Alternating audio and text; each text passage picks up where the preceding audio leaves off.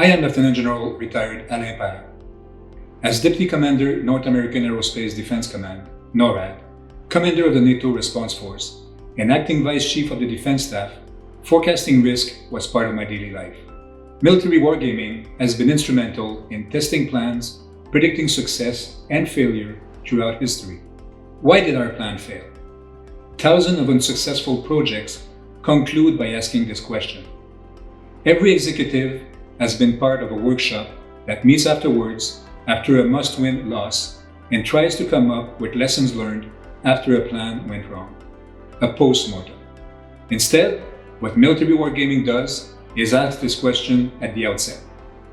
We imagine the scenario a year from now, where we have already failed and ask, why did we fail?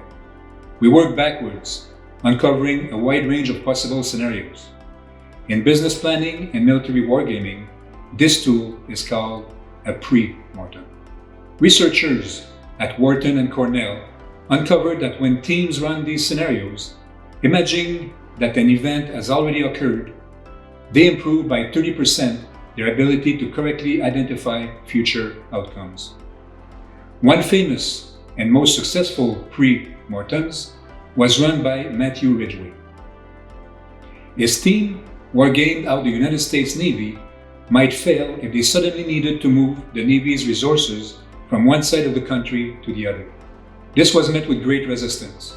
Why would valuable time be dedicated to such an unlikely scenario?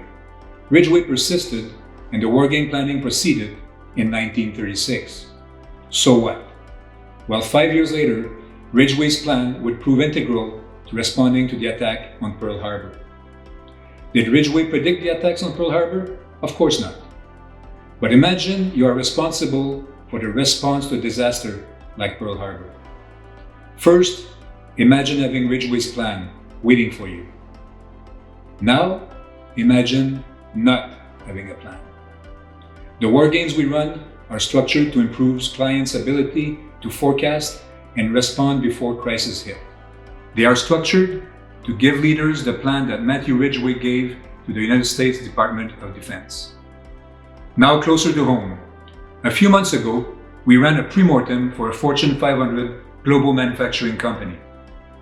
Through this session, we uncovered and then triaged 13 risks that threatened their ability to deliver a mission-critical project. Most importantly, we foresaw that more than half of these risks stem from a single point of failure. We built the roadmap that allowed the client to mitigate this single point of failure, and he successfully went on to deliver on the project. One of the numerous examples where tactics delivers substance, strategy, success.